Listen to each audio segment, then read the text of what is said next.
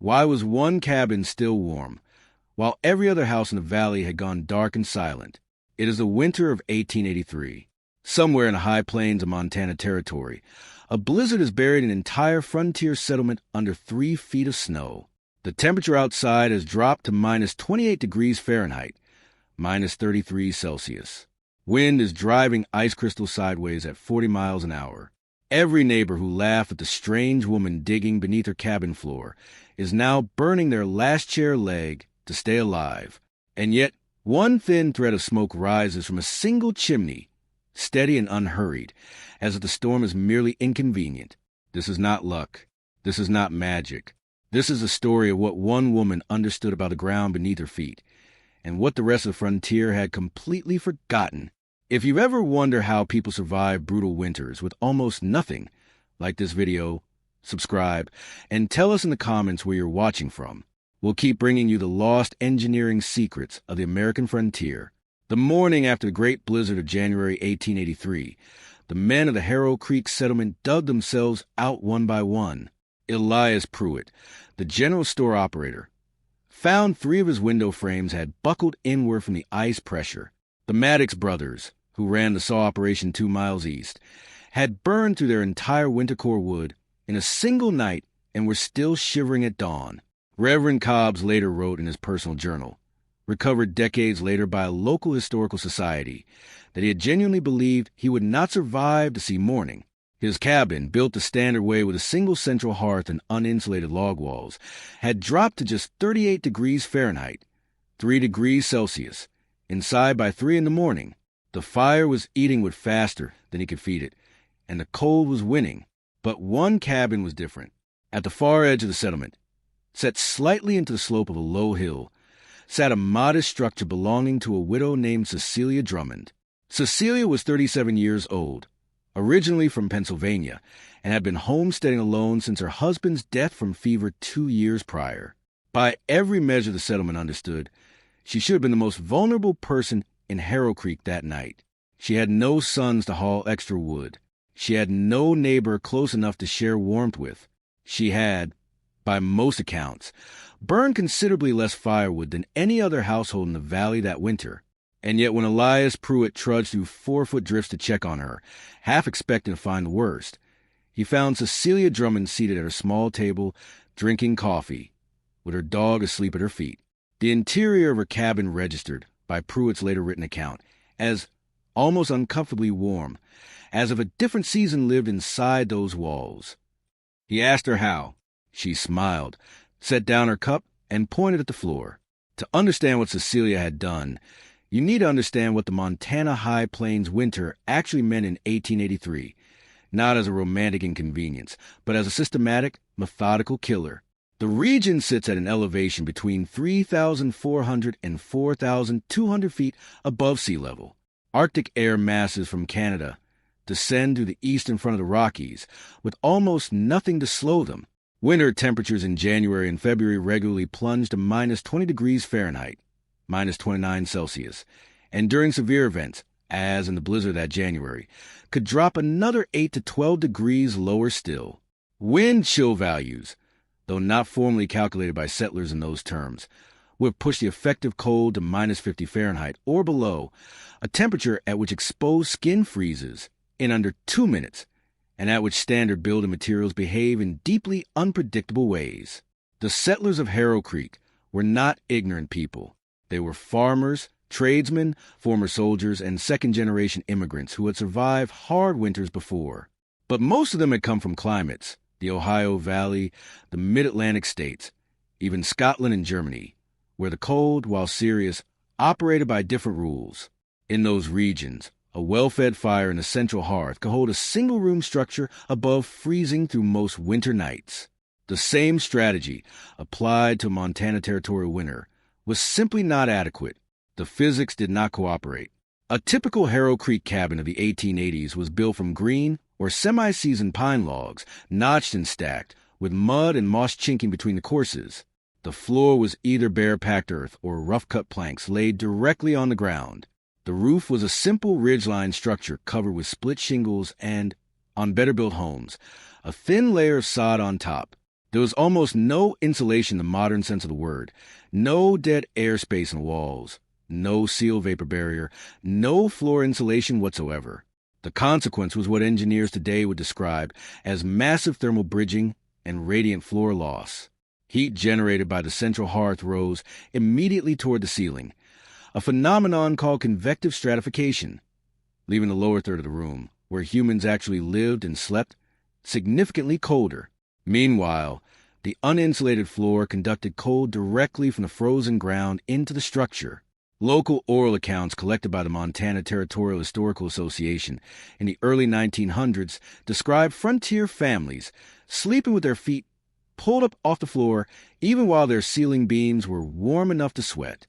A standard cabin of this type consumed between a cord and a half of firewood per week during severe cold, roughly 128 to 192 cubic feet of split wood. For a single woman without a team of men to cut and haul, that consumption rate was functionally unsustainable.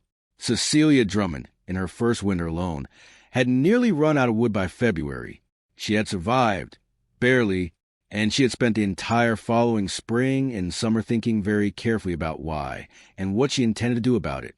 The standard frontier cabin was not built to be warm. It was built to be fast. This distinction mattered enormously. It was one that most settlers either never recognized or chose to ignore in the urgency of establishing a homestead before the first frost. Speed of construction was the governing priority.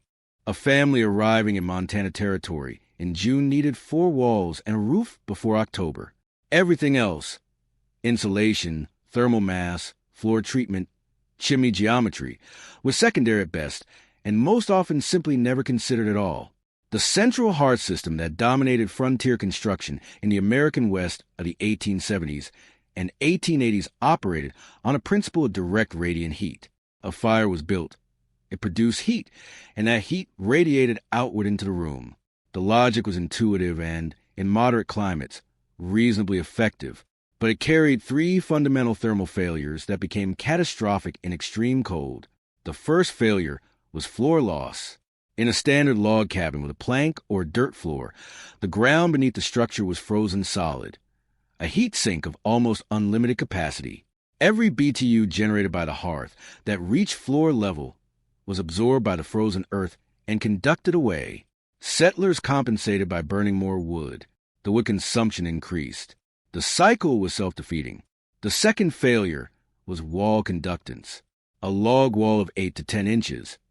Typical for a quickly built frontier structure, offered moderate resistance to heat transfer in mild cold. But at minus 20 Fahrenheit or below, the temperature differential across the wall, perhaps 70 degrees inside, minus 20 outside, created a driving force for heat loss that overwhelmed the modest insulation value of the logs. Mud chinking cracked in the cold and admitted drafts. A single gap of half an inch running the full length of a wall course could lose more heat than the central fire was producing. The third failure was convective loss through the chimney itself. A simple stone or clay chimney with no damper, common in quickly built frontier homes, drew air continuously from the cabin interior, pulling warm air up and out and replacing it with cold infiltration air from every crack and gap in the structure. Local historical records from territorial settlements suggest that many frontier hearths were, thermodynamically speaking, net losers, consuming more warm air than the fire itself could replace, particularly on windy nights when the draft effect intensified. Experienced builders in the settlement understood these problems in practical terms. Even if they lacked the engineering vocabulary to name them, their solution was unanimous. Burn more wood, sleep closer to the fire, and accept that winter meant suffering. It was simply the cost of frontier life. No one had seriously proposed an alternative until Cecilia Drummond started digging. Cecilia Drummond had not been trained as an engineer. She had been trained, as most women of her generation and class, to observe. Her father had been a quarryman in Lancaster County, Pennsylvania, a man who spent his working life reading stone, understanding how rock behaved under pressure, how it held and released temperature, how the earth beneath a hillside remained cool in summer and surprisingly mild in winter. As a child, Cecilia had spent hours in her father's root cellar, a simple excavation dug into the south-facing slope behind the family house. She remembered clearly how the cellar stayed at roughly 50 degrees Fahrenheit, 10 degrees Celsius, in both July and August, and how in January, when the air outside dropped below zero, the cellar floor remained unfrozen, and the stored vegetables survived the season intact. She had not thought about this in any systematic way for 20 years. But the winter of 1882, her first winter alone at Harrow Creek, burning through its supply at a terrifying rate and waking to find her water bucket frozen solid 3 feet from the hearth, brought the memory back with sudden, clarifying force. The earth, she understood, was not the enemy. Below the frost line, roughly 3 to 4 feet down in that region of Montana, the ground maintained a temperature between 45 and 55 degrees Fahrenheit year-round, a phenomenon driven by the thermal mass of the planet itself and the insulating effect of the soil above. The frost line was a ceiling, not a floor. Beneath it, a stable, moderate temperature existed through every season, regardless of what the air above was doing. What she began to reason, slowly, practically, turning the idea over through the spring and summer of 1882 like a stone in her hands, was this. If the frozen ground was stealing heat from her cabin above, then the unfrozen ground below the frost line was a reservoir of warmth she was not using. The cold was coming from above the surface. The warmth was waiting below it. She began watching the hill behind her cabin. She noticed how the snow melted earliest and slowest on the north-facing slope versus the south. She dug a series of small test holes at varying depths through April and May, recording the temperature of the soil with her hand, crude but directionally accurate. At 12 inches, the soil was still cold and damp. At 24 inches, noticeably less so. At 36 to 40 inches, the soil felt, even in April, consistently mild. She pushed a dry stick into the earth at 40 inches and left it for a week. It came out unchanged. The earth at that depth was not freezing. It had not frozen all winter. By June of 1882, Cecilia Drummond had a plan. It was not complicated. It did not require materials she did not have. It required only one thing that the rest of the settlement considered completely unreasonable: digging a room beneath her cabin floor and integrating it with a structure above in a way that would allow the stable ground temperature to buffer the interior against the cold above. She told no one. She simply began to dig. She started in the last week of June, when the ground had thawed deep enough to work without a pickaxe.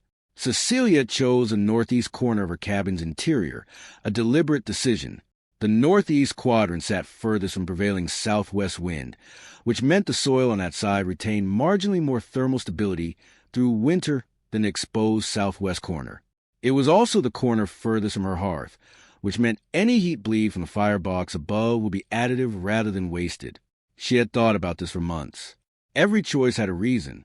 She began by pulling up 3 of the rough-cut floor planks. Beneath them was packed earth, dark and faintly damp, smelling of mineral cold even in late June. She marked out a rectangle on the ground, 6 feet long, 5 feet wide, modest, exactly as large as she needed and no larger, because she understood, instinctively if not scientifically, that a smaller enclosed space was easier to keep at stable temperature than a larger one.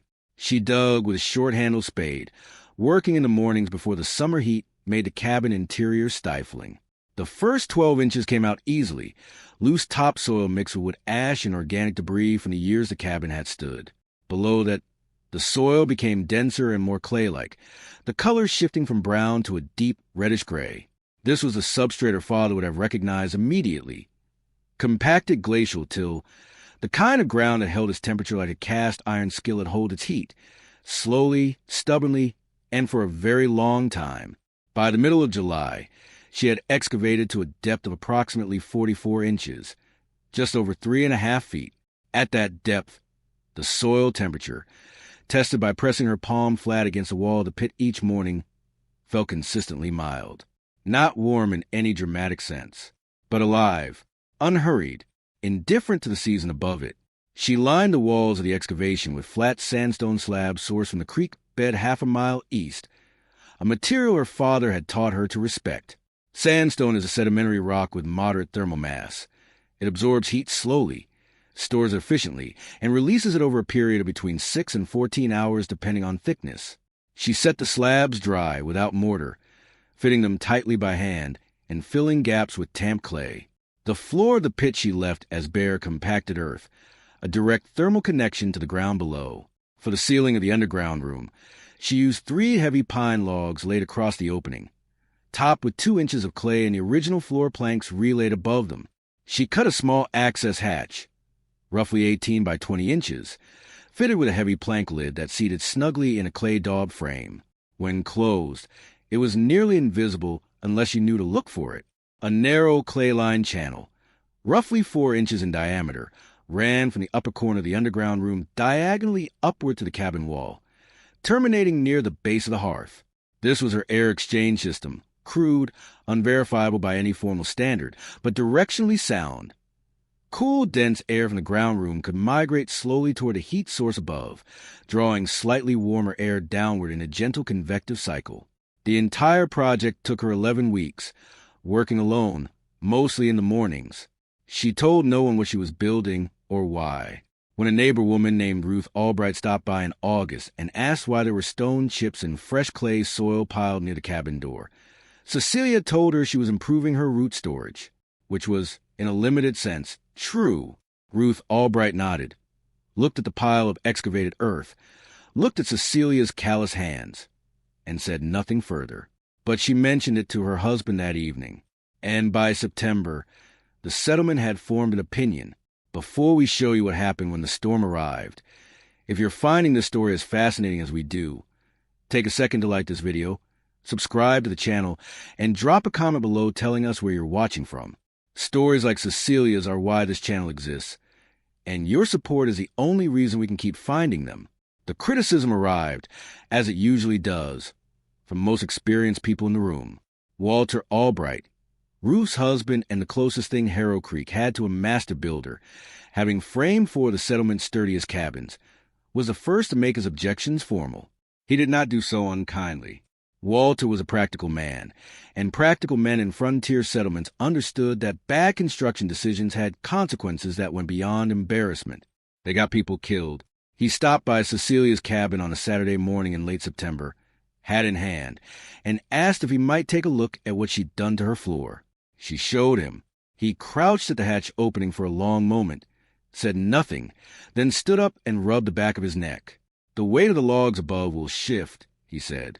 "Come spring thaw, that clay floor is going to heave. You'll lose your whole cabin foundation on that corner." It was not an unreasonable concern. Frost heave, the expansion of water in soil as it freezes, was a genuine and destructive force in Montana construction. Buildings that did not account for it regularly developed cracked foundations, bowed walls, and in severe cases, structural failure. Walter had seen it happen. He was speaking from hard-won experience, and he believed what he was saying. Cecilia listened carefully.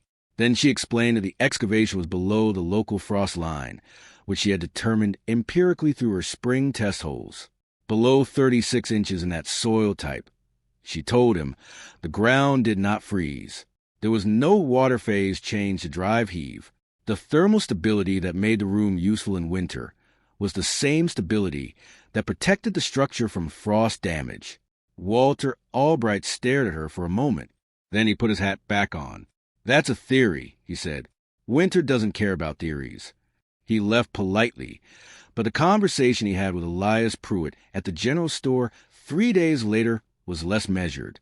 Pruitt later recorded the exchange in his account ledger margins, a habit he had of noting community events alongside his financial records.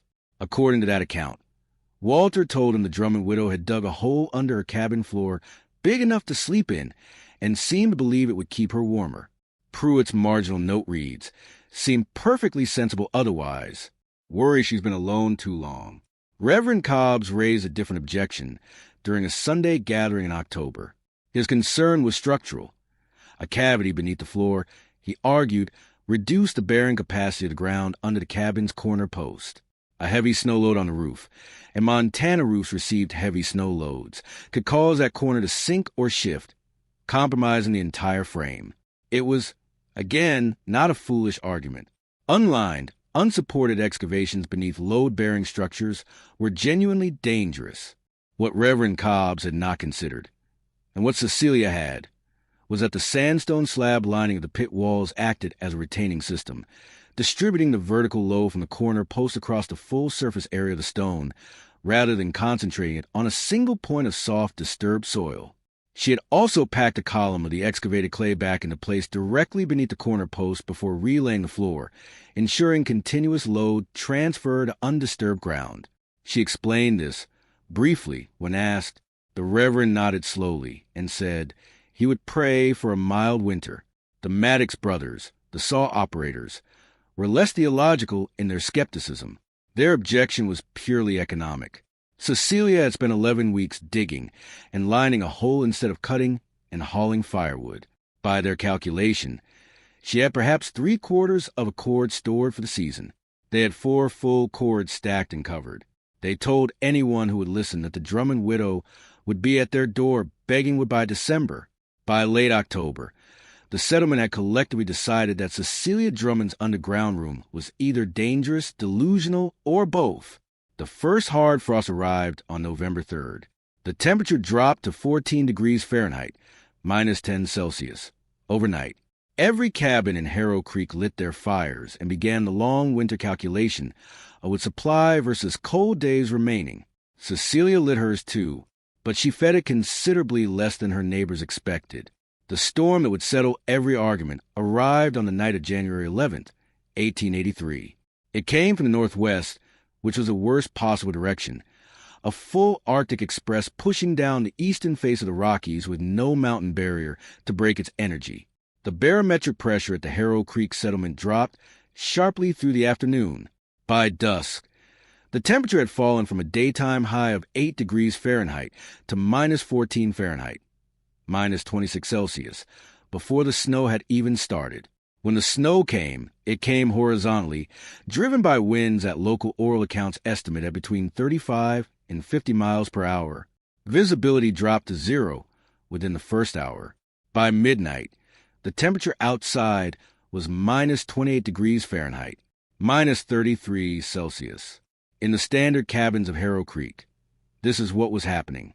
Walter Albright's cabin, the best-built structure in the settlement, with tight-fitted logs and a properly mortared stone chimney, was consuming wood at approximately 1 full armload every 40 minutes to maintain an interior temperature that hovered, by his later account, between 44 and 52 degrees Fahrenheit, roughly 7 to 11 degrees Celsius, in the main living area. He was burning through his reserves at a rate he had not anticipated. By 3 in the morning, he was rationing. The Maddox brothers, despite their 4 cords of stored wood, had made a structural error that the blizzard now exposed. Their chimney ran up an exterior north wall rather than through the interior of the cabin. An exterior chimney, by design, lost most of its heat to the outside air before that heat could radiate into the living space.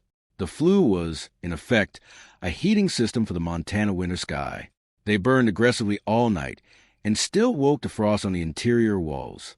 Reverend Cobbs, whose cabin was the smallest and oldest in the settlement, had his fire die at approximately 2 a.m. when a wind gust reversed the chimney draft and blew smoke back into the room.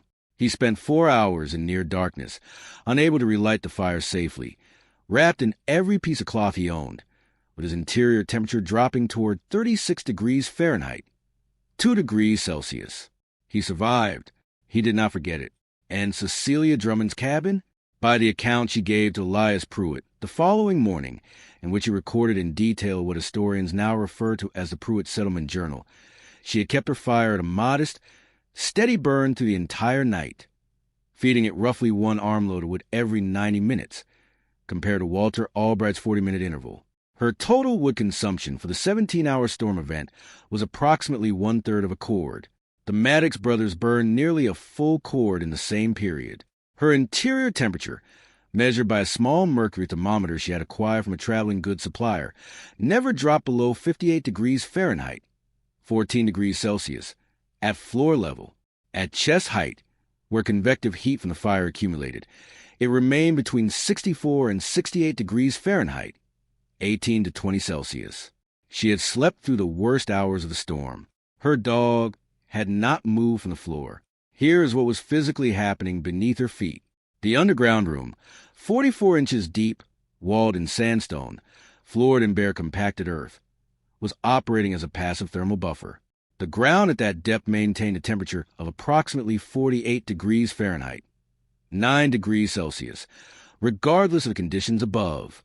The air in the underground space, rather than being the minus 28 Fahrenheit air that was assaulting every other surface of the settlement, was sitting at nearly 50 degrees Fahrenheit warmer than the outside environment. This was not heat being generated. It was simply heat being retained by 4,000 years of solar energy stored in 20 feet of glacial till. The sandstone slab walls of the pit were serving a secondary function. Through the day before the storm, while Cecilia kept a moderate fire, those stones had absorbed and stored radiant heat conducted downward to the floor above. When the storm hit and temperatures plunged, the sandstone released that stored heat slowly back into the underground space, a process called thermal flywheel effect, in which dense materials with high specific heat capacities smooth out temperature extremes by absorbing heat when available and releasing it when ambient temperatures drop. The sandstone walls were, in effect, a slow battery for warmth. The clay channel connecting the underground room to the base of the hearth allowed a gentle, passive convective exchange. Cool air from the ground room, denser than warm air, migrated slowly toward the heat source. Marginally warmer air from the hearth base displaced downward in return. The exchange was subtle, not a draft, not a measurable airflow, but enough to prevent the underground space from cooling below its ground-stabilized baseline, and enough to reduce the cold floor effect that was robbing heat from every other cabin in the settlement. The floor of Cecilia's cabin, the single surface that had been her greatest source of heat loss 2 winters before, was now her greatest thermal asset. At 6:30 in the morning, with the storm still howling and the temperature outside sitting at minus 24 Fahrenheit, Cecilia put a pot of water on the stove. It boiled in a reasonable amount of time. She fed her dog. She read for an hour by the window. When Elias Pruitt arrived at her door at 8:30, breath freezing into crystals before it left his lips, she opened the door in a single layer of clothing and invited him in for coffee. He stepped inside. He stood still for a moment, hat in hand, feeling the warmth settle around him like something physical. "Lord Almighty," he said. He had no other words. The story of what Cecilia Drummond had built spread through Harrow Creek before the snow had finished melting. Elias Pruitt was the first to begin adapting the idea, starting in March of 1883. Not an exact copy of Cecilia's design, but a simpler version. A partial excavation beneath the store's coldest corner, lined with fieldstone, left open to the interior air. He later noted in his journal that his winter with consumption the following season dropped by what he estimated as roughly 25 to 30%. He attributed this not to any single factor, but to the combined effect of the ground buffer and the changes he had made to his chimney system after watching Cecilia's setup more carefully.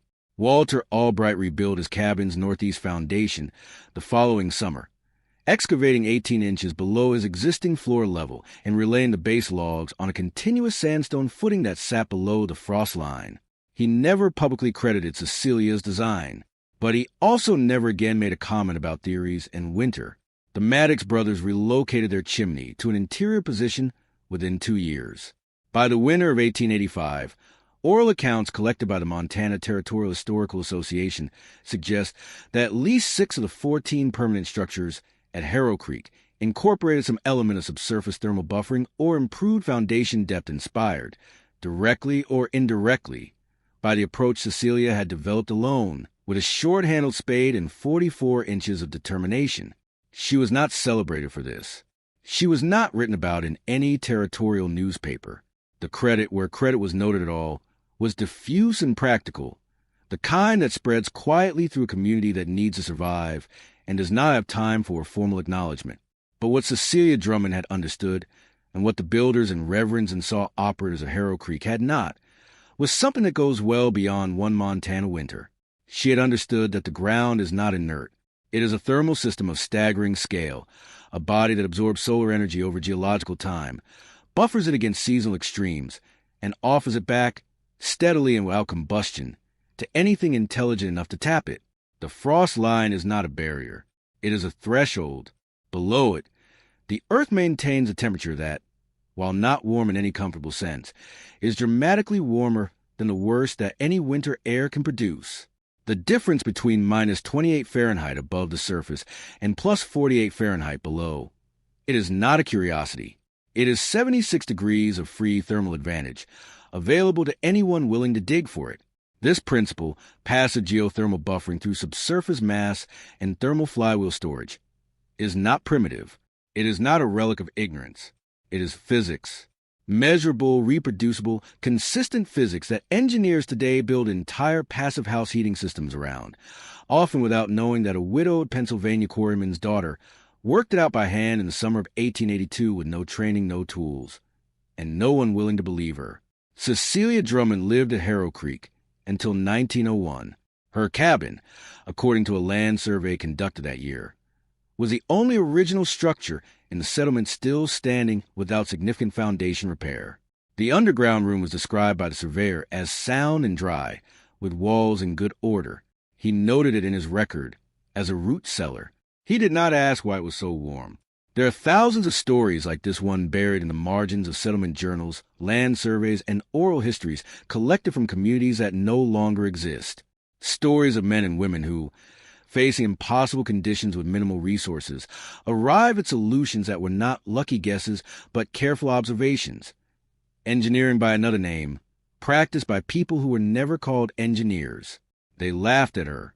They rationed their wood and froze beside their fires and shook their heads at the strange woman digging beneath her floor. And then the blizzard came, and the thermometer read -28, and one cabin stayed warm while every other house in the valley went cold and silent. The ground had been offering that warmth the entire time. She was simply the only one who thought to ask for it. If this story changed the way you think about how our ancestors survived and what we've forgotten, hit that like button and subscribe so you don't miss the next one. Every week we uncover techniques like this one. Practical, proven, and almost completely lost to history. Drop a comment below telling us where you're watching from, and let us know what forgotten survival technique would you like us to cover next. The frontier had answers to problems we're only beginning to ask again. This script is produced for educational and historical storytelling purposes. The engineering principles described reflect real thermodynamic phenomena. However, any structural excavation or subsurface construction should be evaluated by a qualified professional before implementation. This content does not substitute for engineering, building code, or safety guidance.